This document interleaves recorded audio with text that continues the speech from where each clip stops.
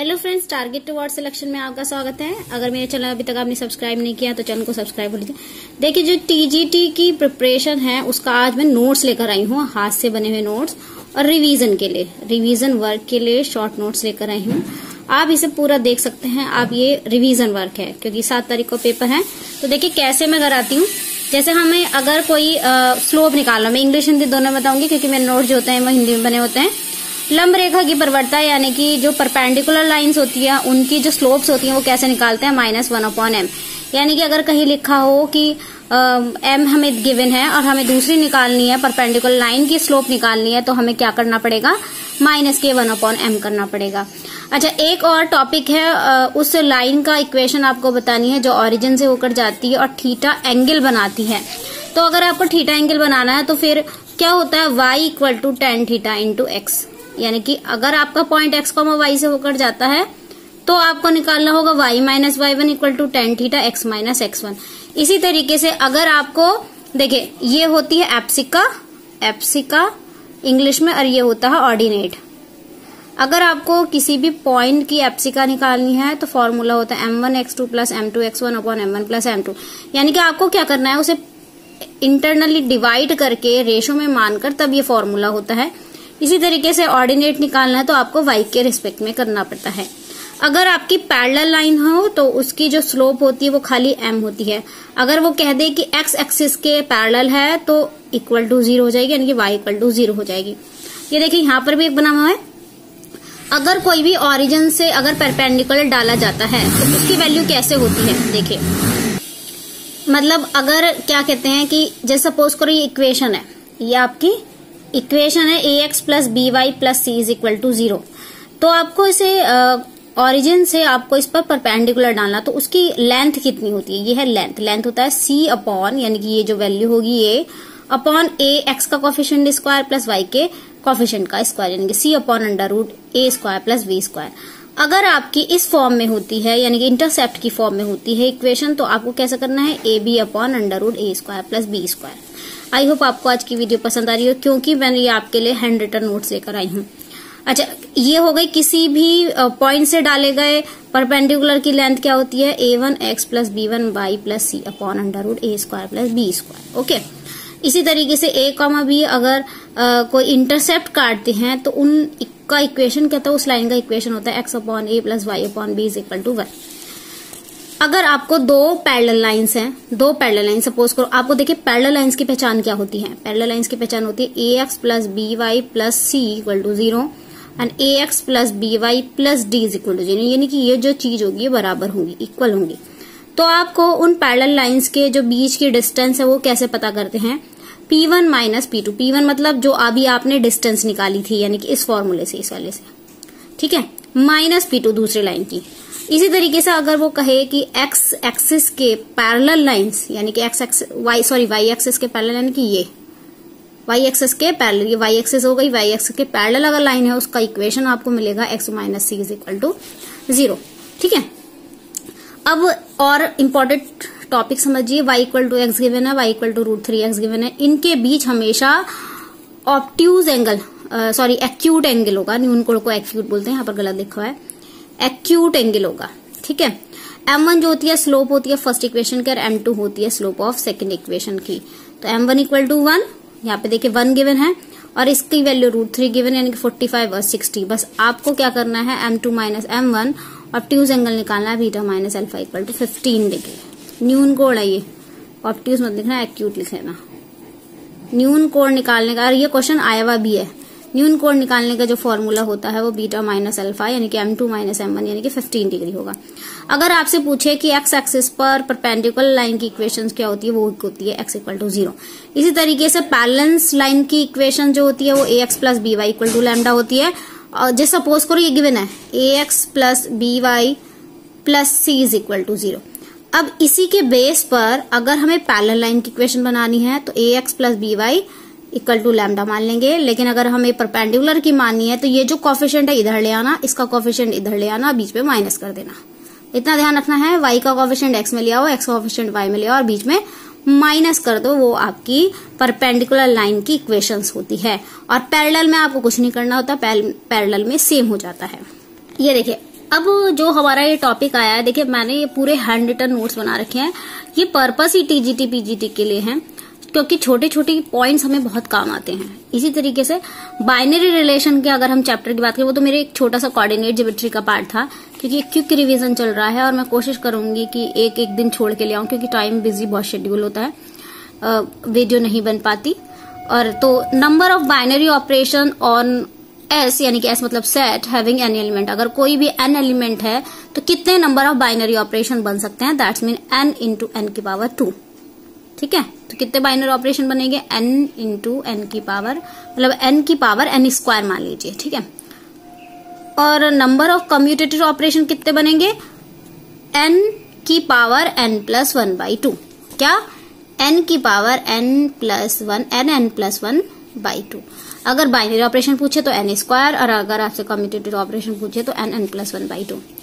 ठीक है, देखिए सब्ट्रैक्शन जो ऑपरेशंस होता है इंटीजर को, वो आपका ना ही कम्यूटेटिव होता है ना ही एसोसिएटिव होता है, ये चीज जरूर याद रखिएगा। हर एक जो बाइनरी ऑपरेशन होता है एग्जैक्टली 1 एलिमेंट रखता है, यानी कि कम्यूटेटिव और एसोसिएटिव जरूर होता है। तो ये जो पॉइंट्स है छोटे छोटे, उनको जरूर याद रखिएगा। जो आइडेंटिटी एलिमेंट्स होता है बाइनरी ऑपरेशन के लिए हमेशा यूनिक होता है। Natural addition case binary operation में आइडेंटिटी एलिमेंट नहीं होता, यानी कि अगर नेचुरल एडिशन केस देखें तो बाइनरी ऑपरेशन में वो नहीं होता, क्योंकि नेचुरल केस में क्या होता है 1 से स्टार्ट होते हैं, और आइडेंटिटी में, एडिशन केस में 0 आइडेंटिटी एलिमेंट होता है। तो ऑब्वियसली याद रखिएगा 0 आपका यहाँ पर केस नहीं बनेगा। तो इसलिए सीधा सीधा से बोला है, नेचुरल एडिशन केस में आपका आइडेंटिटी एलिमेंट नहीं होता, क्योंकि 0 आइडेंटिटी एलिमेंट एडिशन के केस में होता है और 0 आपका नेचुरल नंबर नहीं होता। इसी तरीके से 7th पॉइंट है, division is not a binary operation on any set of n, because क्योंकि अगर हम 1 को 2 से डिवाइड करें, 2 को 1 से डिवाइड करें, ये दोनों बराबर नहीं आते हैं। तो देखिए कौन कौन से ऑपरेशन बाइनरी ऑपरेशन में डिवीजन में काम नहीं करते, कौन से, ना इंटीजर, ना रेशनल फंक्शन, ना रियल फंक्शन। ठीक है, ये सब मैंने लिखे हुए हैं। इसी तरीके से आपके बाइनरी ऑपरेशन में सब्ट्रैक्शन भी काम नहीं करता। अब आते हैं हम फंक्शन की तरफ। अगर फंक्शन इंजेक्टिव बोलते हैं 1 to 1 ऑपरेशंस को, तो अगर हमसे कोई पूछे कि नंबर ऑफ इंजेक्टिव फंक्शन कितने, ऑपरेशन कितने होंगे किसी फंक्शन में, तो आप याद रखिएगा, आप आंसर दोगे NPM। ठीक है, जहां पर n की वैल्यू ग्रेटर देन होगी m से। ओके, सर्जेक्टिव ऑपरेशन यानी कि ऑन टू ऑपरेशन की बात करें तो याद रखिएगा 2 की पावर n-2, और बाइजेक्टिव ऑपरेशन की बात करें तो फैक्टोरियल n। बहुत इंपॉर्टेंट टॉपिक है, बहुत इंपॉर्टेंट आज के नोट्स हैं, तो प्लीज जरूर लास्ट तक देखिएगा, और जितने लोगों को शेयर कर सकते हो उतने लोगों को शेयर करेगा। इसलिए ही मैं आज की ये वीडियो बहुत इंपॉर्टेंट आपके टॉपिक की वजह से बनाकर लाई हूँ। ठीक है, छोटे छोटे पॉइंट्स हैं बट बहुत ज्यादा इंपॉर्टेंट पॉइंट्स हैं। देखिए इसी तरीके से अगर हम टोटल नंबर ऑफ फंक्शंस की बात करें A to B में, तो n की पावर m, यानी कि सपोज करो A में एलिमेंट है m और B में एलिमेंट है n, तो आप याद मतलब इसका आंसर लिखोगे n की पावर m। इसी तरीके से रिलेशन होते हैं, आपके फर्स्ट सेट में m एलिमेंट है, दूसरे सेट में n एलिमेंट है, तो टोटल नंबर ऑफ रिलेशंस बनेगी 2 की पावर mn। याद रखिएगा 13 point, inverse of A bijection is unique. अगर आप बाइजेक्शन फंक्शन का इनवर्स निकाल रहे हो तो वो यूनिक रहेगा। Same the inverse of A bijection is also bijection. अगर आपसे बात करें इनवर्स ऑफ बाइजेक्शन की, तो हमेशा वो भी बाइजेक्शन ही रहेगा। टोटल और नंबर ऑफ रिलेशन आपको पता ही चल गए हैं, 2 की पावर p, क्यों, अगर p पहले एलिमेंट में और q दूसरे एलिमेंट में है। Same A and B having common element, the total number of common element in x cross y and the y cross x is n square। Obviously हम बात कर रहे थे अभी 2 की पावर p q की, लेकिन अगर दोनों में टोटल एलिमेंट कॉमन है तो आंसर होगा n square. Number of diagonal कितने बनेंगे, nc2 माइनस n। फॉर्मूला होता है nc2 माइनस n। ये इंपॉर्टेंट टॉपिक चल रहे हैं। अब हम थोड़ा सा लाते हैं मैट्रिक्स पर। देखिए मैट्रिक्स के में matrix addition is commutative, associative, identity, inverse, अनकंसिडर, कैंसिलेशन लॉ, ये सारे लॉ रखते हैं matrix addition. If A and B are the 2 matrices such that the A B exist, अगर A और B 2 मैट्रिसेस हैं तो उनका A B भी एग्जिस्ट करेगा, लेकिन जरूरी नहीं है कि B A B एग्जिस्ट करता हो, यानी कि B A B A और B की मल्टीप्लाई एग्जिस्ट करेगी, जरूरी नहीं B और A की मल्टीप्लाई भी एग्जिस्ट करेगी। इसी तरीके से अगर कोई number of columns in B is not same as the number of rows in A, जरूरी नहीं है कि नंबर ऑफ एलिमेंट जो A में हो, रोज में हो, वही कॉलम में होंगे, इसलिए BA एग्जिस्ट कर नहीं सकता। मैट्रिक्स मल्टीप्लिकेशन कम्यूटेटिव नहीं होती, जैसे कि अभी बताया ए बी बी ए के बराबर नहीं हो सकता, इसलिए वो कम्यूटेटिव भी नहीं होती, डिस्ट्रीब्यूटिव और एसोसिएटिव भी नहीं होती। इस तरीके से जो प्रोडक्ट होता है टू मैट्रिक्सेस का, नल मैट्रिक्स का, इज नल मैट्रिक्स। अगर कब, if and only if the matrix null matrix, अगर कोई आपकी मैट्रिक्स नल मैट्रिक्स है तो उनका प्रोडक्ट भी आपका नल आएगा, मीन्स जीरो आएगा। अगर आप कहते हो कि ए बी की वैल्यू जीरो आई, then it is not necessary that B A will be null. Obviously अभी हमने बोला है कि जरूरी नहीं है ए बी की जो वैल्यू आए बी आए, तो अगर आपका कहीं भी कंडीशन के केस में ए बी की वैल्यू जीरो आती तो जरूरी नहीं बी ए की वैल्यू भी जीरो आएगी। अब थोड़ी सी प्रॉपर्टीज पढ़ लेते हैं। जैसे ट्रांसपोज की प्रॉपर्टीज कहते हैं किसी का ट्रांसपोज वही वैल्यू आ जाती है। अगर हम करें ए प्लस बी के डैश की बात तो ए डैश प्लस बी डैश होता है, और ए बी के डैश की बात करें तो बी डैश ए डैश होता है, जिसको रिवर्सल लॉ भी कहते हैं। सिमेट्रिक लॉ में A equal to A dash होता है और स्क्यू सिमेट्रिक में A dash equal to minus A के बराबर होता है। Same the elements on the main diagonal of A skew symmetric matrix are all zero, यानी कि अगर स्क्यू सिमेट्रिक मैट्रिक्स है तो उसके डायगोनल की जो होंगे वो जीरो होंगे। Every square matrix can be uniquely expressed as the sum of a symmetric matrix and the skew symmetric matrix. Obviously, जितनी भी स्क्वायर मैट्रिक्स होती हैं वो सम होती हैं सिमेट्रिक और स्क्यू सिमेट्रिक मैट्रिक्स का। If a row or a column of determinant consists of all zeros, then the value of the determinant is zero. Obviously, अगर कोई भी रो और कॉलम डिटरमिनेंट की जीरो रखते हैं सारी, यानी कि चाहे पहली रो हो चाहे पहली कॉलम हो, तो जो उसका डिटरमिनेट हो वो भी जीरो जाएगा। सारस rule can not work for determinate of order greater than 3। अगर 3 से ज्यादा ऑर्डर है तो सारस रूल काम नहीं करता, याद रखिएगा।